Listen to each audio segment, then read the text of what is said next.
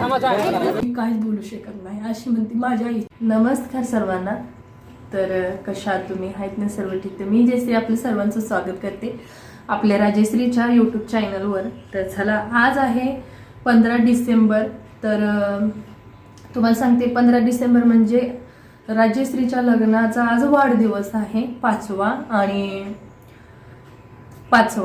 आणि 3 डिसेंबरला मी व्हिडिओ टाकलेला त्याच्याविषयी पण बोलणार आहे आणि गायूला दत्तक हे त्याविषयीही बोलणार आहे. तर मी छोटासा बनवी ह्याच्या आधी 3 डिसेंबरला आपल्या राजश्रीचा लग्नाचा वाढदिवसचा मी व्हिडिओ टाकलेला. हा उभा व्हिडिओ ह्याच्यासाठी बनवते त्यावेळी यूट्यूब नव्हता, आपल्याला काही माहीत नव्हतं व्हिडिओ कसं बनवायचं. तर माझ्या मिस्टरांनी असा मोबाईल करून व्हिडिओ बनवले आहेत. मग ते असे व्हिडिओ आहेत त्यासाठी मी बनवत आहे. तर आज राजश्रीचा ना करोना काल 2020 म्हणजे का नाही 3 डिसेंबरला कोर्ट मॅरेज केलं आणि मुहूर्त काढून आम्ही 15 डिसेंबरला घरासमोर लग्न केलं. मंडप वगैरे मागून आणि वाजंत्री वगैरे ह्या अलाउड नव्हती है ना त्यावेळेला. बेंडबाजा असा काही अलाउड नव्हतं. पण माणसं भरपूर आलेली आमच्या गावातली आणि त्यांच्या गावातली त्यांचे वराड घेऊन म्हणजे मुलाला घेऊन आलेले.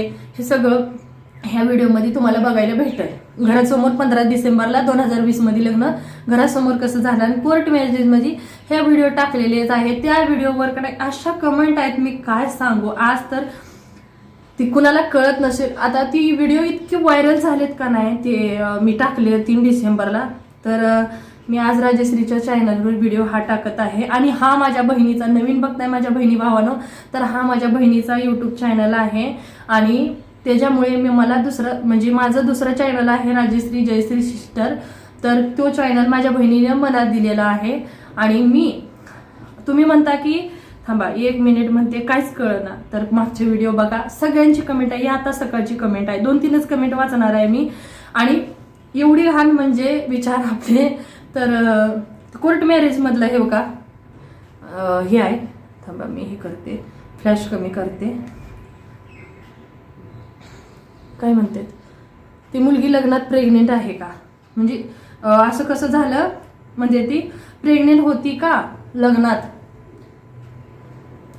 असं म्हणतात. लग्नात प्रेग्नेंट कशी बरं होईल म्हणजे अचानक असं वारली मारून टाकलं का काय त्यांचं म्हणणं असणार आहे. एवढे व्हायरल झालेत.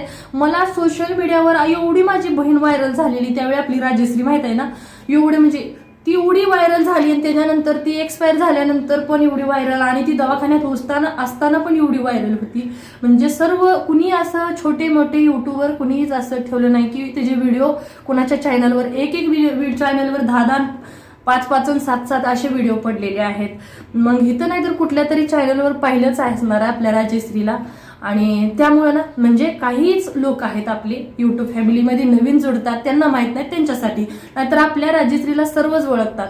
थोडक्यात सांग म्हणजे माझ्या बहिणीची स्टोरी त्याच्या तोंडून पण टाकलेली आहे ह्याच चॅनलवर. मागं थोडं जावा आणि फक्त 6 महिन्याच होती युट्यूबवर. त्याची ती कुणाचा सपोर्ट न घेता एवढी व्हायरल झालेली कारण का पब्लिकनं त्याचं रिअल स्टोरी बघितलेली, रिअल स्टोरी टाकलेली आणि रिअल होतं सगळं काय तिचं. त्यामुळे ना लग्न होऊन फक्त आणि फक्त 8 महिने पूर्ण झाले आणि 9व्या लग्नाला लागलेला करोनामध्ये त्याचं मिस्टर एक्सपायर झाले. पण बाळ होतं पोटात 7 महिन्याचा जेव्हा तो गेला. मग ती गेल्यानंतर तुरंत माझी बहीण 8 महिन्यात आजारी पडली. ती 2 महिने स्ट्रगल करत होती. 2 महिने त्याला भरपूर दवाखाना वगैरे केला. युट्यूब फॅमिलीने पण खूप सारे मदत चांगले केले सर्व पब्लिकने. तरी पण देवाच्या कृपेनं माझी बहीण राहिली नाही. आणि ती फक्त नवरा त्याच्या मिस्टर जी नवरी मुलगी आहे ती माझी बहीण आहे. तो नवरदेव आहे तो माझा दाजी आहे. तो नवरदेव गेल्यानंतर नवरी मुलगी आहे ना ती माझी बहीण फक्त 10 महिन्यात मागं पाठोपाठ नवऱ्याच्या मागं गेली, एक्सपायर झाली. मग पोटात असताना 7 महिन्याचा बाप गेला आणि जन्माला येऊन 7 महिन्यात मम्मी गेली आणि ती मुलगी मी सांभाळती माझी मुलगी आहे. हे माझे 3 मुलं आहेत म्हणजे 2 मुली गायू पिलू आणि म्हणजे माझ्या मुलांचे नाव गायत्री जान्हवी आणि अजय असे आहेत. त्यांना आम्ही गायू आणि काय काय नावले आहेत पिलू आणि सोनू बोलतो असे प्रेमानं बोलत असतो. त्यामुळे सर्वांना माहित आहे नवीन बघताय त्यांना ते हिंदी का बोलते ही मुलगी. तुम्ही मागचे व्हिडिओ बघितलं ना तर कळेल. हिंदी बोलण्याचं मी सगळं सांगून टाकलेलं आहे. प्रेग्नेंट होती का, अशी काय फालतू हे व्हिडिओ आहेत ना, फालतू नाही. हे असं का चांगलं लग्न थट्टामट्टात करते ना, असं गाणं का त्यांचं हे नाहीच. आणि तू कुठलं गाणं लागणार, हेच गाणं ना. तर प्रेग्नेंट ती एवढी सती सावित्री होती, त्यामुळे ती गेली लग्नात, म्हणजे नवऱ्याच्या प्रेमाच्या पोटी निघून गेली. ती कुठं प्रेग्नेंट आणि काय. लग्न त्यांचं कोर्ट मॅरेज. आणि हा एक बहिणीनं सांगितलं आहे की हे उलट नवरदेव घालतं कुणी लक्ष नाही. ताई एवढं गर्दी आणि एवढी करोनामध्ये भेट होती माणसं, नवरदेवाकडं कुठं व्हिडिओमध्ये पण आम्हाला लांबनं झूम आउट करून यांनी घेतलेलं आहे. कुणाला मी सुद्धा आत मंगळसूत्र नाही तर कोण नाही, जज पशी ती दोघं होती आणि माझे मिस्टर एक आणि बाबा एक लांब लांब होते, ते पण येऊनच देत नव्हते. आता ती जी काय ती पण काय पहिलं सारखं लग्न करतात का, त्याला काय माहित कोण लवकर पहिलं घालतात हारण कोण नाही. आता जज सांगाल तसंच ह्यांनी केलंय. पण ह्या दुनियात ही दोघं पण नाहीत, हे खोटं नाही, असली आहे, त्यांची रिअल कहाणी आहे. कुणाच्या गैरसमज करून घेऊ नका. आणि माझा दुसरा चॅनल आहे, माझे डेली रुटीन ह्याच्यावर आणि त्याच्यावर व्हिडिओ येतच असतात. आणि तुम्हाला जर बघायचं असेल तर बॅक पार्ट 1-2 वर्षापूर्वीचे माझ्या बहिणीचे व्हिडिओ येतील, तुम्ही बघा. आणि माझ्या युट्यूब फॅमिलीमध्ये माझ्या बहिणी भाऊस मला रिप्लाय पण देत असते. तुम्ही जेव्हा व्हिडिओ बघता त्याच्यात एक तरी कमेंट असेल ना, ती तरी वाचा. तुम्हाला कळत नसेल तर, नाहीतर तुम्ही विचार तरी करा परत जाऊन दुसरी व्हिडिओ बघायचे म्हणून. तुम्ही म्हणता थोडक्यात सांग. आणि हा सॉरी, आज ह्या भावाने काय सांगितलंय, काय आहे, 1 मिनिट मी ओपन करते कमेंट बॉक्स. गायला म्हणते ती ही मुलगी दत्तक देता का, ऐका त्यांचं नाव सांगते मी, विकास आहे. ती मुलगी आम्हाला देता का, बघा ती मुलगी आम्हाला देता का भावा. ती मुलगी काय असं वस्तू वगैरे काही नाही. आणि मुलगी विषय एवढा मोठा काय मी करून, मी आई आहे. कुठली मुलगी मुलगा म्हणावे का, आई बापाला कधीही जड होत नाही. आणि कुणाचे मुलं एखादी आपण वस्तू देतो तशी द्याची भेट नाही.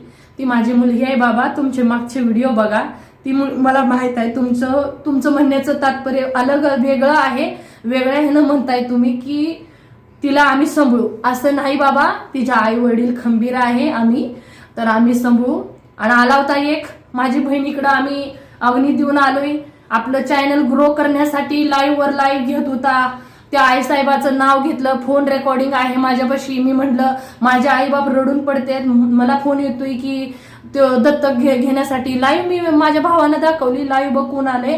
आणि सारखं आपल्याला फोन यायला लागलेत की गाईला दत्तक देताय का, गाईला दत्तक देताय का. मी म्हटलं कोण आहे, बघितलं त्याचा व्हिडिओ आणि त्याला फोन केला मी परत. आणि तो येत होता आमच्याकडे, मला म्हणतोय पब्लिक मध्ये आपण बसून का नाही लाईव्ह घेऊया की. मी म्हटलं नाही, माझ्या आई वडील, मुलगी गेलेली आहे, जावाई बापू गेलेला आहे, एवढंसं बाळ त्यावेळी काहीच कळत नव्हतं. आणि तो बिचारा आपला चॅनल ग्रो करण्यासाठी एवढं पब्लिकनं त्याला चपल्यानं मारलं की तो सुधारलाच असंच. आणि मी म्हटलं येऊ नका. तर मला काय म्हणलं माहितीये का, आईसाहेब माहित आहेत ना तुम्हाला. मी म्हटलं चांगलं माहित आहे, आम्ही त्यांना सबस्क्राईब केले, आम्ही आईसाहेबांना खूप चांगला दर्जा देतो. तर म्हणले त्यांनी पाठवलंय मला गायला दत्तक घेण्यासाठी.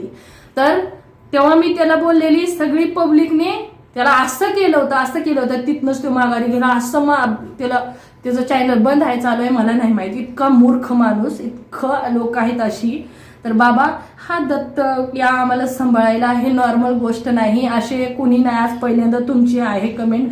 पहिले हे सगळे बंद झाले, आता मुलगी झाली 4 वर्षाची, त्यामुळे ना काही असा विषय घेऊ नका. आणि व्हिडिओ मागचे बघा, तुम्हाला मला काहीच समजेना, खूप वाईट झालं. म्हणजे काय समजेना, हे गाणं का केलं, चांगलं थट्टामटात लग्न करताना असे गाणे का, असं सारखं विचार आहे. थोडं व्हिडिओ बघून घ्या, सांगते. हे आहे त्यांचं दोघांचं कोर्ट मॅरेज. इथं का नाही बघा, फक्त माझे बाबा आहेत आणि जज आहे, ते पण लोहरा बायकोला लांब नवरदेवानी ह्यांना थांबवलंय. आणि त्यांची जी सिग्नेचर घेणारे जे विटनेस आहे त्यांना फक्त एक करून बोलवायला लागले. तिथं मंगळसूत्र आणि फुलाचा हार घालताना थोडंसं मला पण नंतर व्हिडिओ बघताना हे झालं.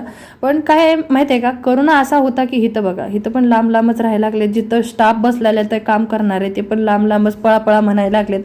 तिथून निघाले, परत सिग्नेचर बाहेर घ्यायचं होतं म्हणून का नाही तिथून आले.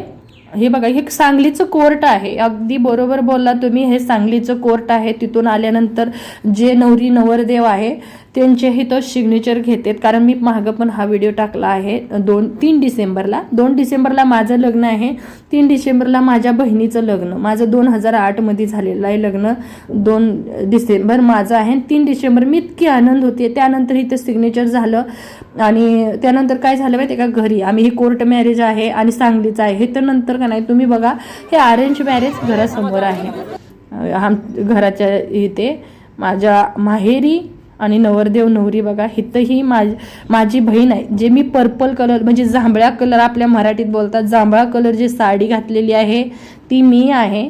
आणि ही माझी बहीण आणि ही दाजी आहे, सक्की माझी बहीण आहे. माझ्या शेजारी जी उभा राहिलेली आहे ग्रीन साडीमध्ये, हिरव्या साडीमध्ये, ती माझी सक्की वहिनी आहे. माझ्या पाठचा भाऊ आहे ना, तिची वाईफ.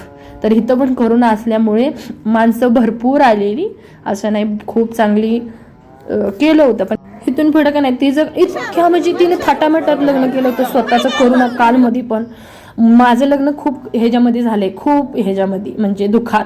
माझ्या बहिणीनं इतकं थटामटात लग्न केलं, तिला इतकी आवड होती सजायची नटायची. मग त्याला का नाही वहिनी मानते एवढे मेकअपवाले आले होते, येऊन त्याचा मेकअप घरी करून गेले. त्याचा इतका स्वभाव चांगला होता, इतकी माझी बहीण चांगली होती. देवाला चांगलीच माणसं आवडतात त्याचं का नाही.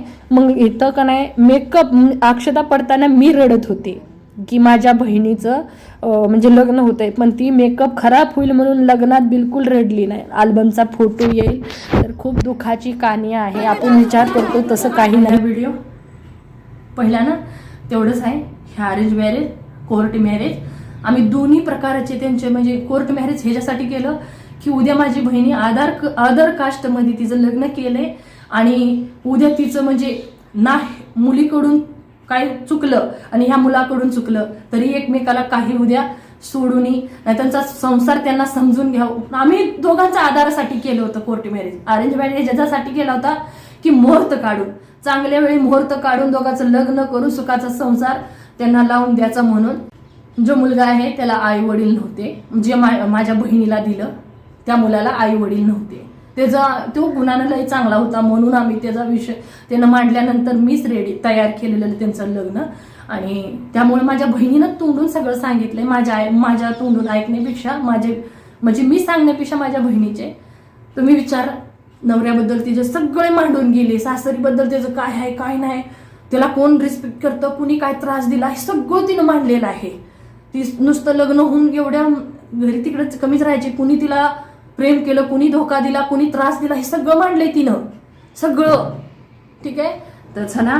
आणि गायीविषयी असं काही बोलू नका. माझी मुलगी आता 4 वर्षाची झाली, त्यामुळं का नाही 5वं वर्ष आहे, ती खूप सुखात आहे, खूप आनंदी आहे. तुम्ही व्हिडिओ बघत जा, तुम्हाला इतका आनंद भेटेल. तिचे एवढी चंचल लय सुखी असतात सर्व बघून. तिला पहिल्यापासून सर्व जुडलेले माझ्या युट्यूब फॅमिलीला सर्व काही माहीत आहे. आणि ही नॉर्मल गोष्ट नाही, जसं आपण काही बोलून टाकलं त्यांच्या दोघांच्या आत्म्याला शांती लाभ हो. इथं तरी त्यांनी सुखानं संसार मांडला नाही. खूप मोठी स्वप्न होती त्यांची, स्वप्न इतकी मोठी पुढच्या जन्माला येऊ आणि जिथं पण आता आहे ती दोघं सुखाने राहू हेच आहे. बहीण आहे माझी, आई सकाळी पण रडत होती इतकी, आई बाबा इतके रडते. मी तर जाऊ शकत नाही, मी आर्मीत असल्यामुळे, मी फौजमध्ये आहे, आता दिल्लीत आहे, मी इकडं असल्यामुळे कधीच मी 2-3 वर्ष घरी जाऊ शकत नाही. तर माझी आई इतकी रडती, मुली येते, खूप रडती माझी आई, खूप रडती. आणि दुसरी पण मुलगी जी होती जवळ ती गेली आणि तू इतकी लांब आहेस की मी काहीच बोलू शकत नाही अशी म्हणती. माझी आई इतकी रडती. 2 वर्ष मी स्वतः माझ्या बहिणीच्या ह्याच्यामध्ये डिप्रेशनमध्ये गेलेली. हे सगळं मी यूट्यूब फॅमिलीला माहीत आहे. त्यामुळे ना त्यांच्या आत्म्याला शांती लाभ होईच म्हणू शकणार आहे. काय करू शकतो, देवाच्या पुढं कुठली नीती चालू आपलं काहीच चालत नाही आहे ना. तर चला काळजी घ्या आणि धन्यवाद.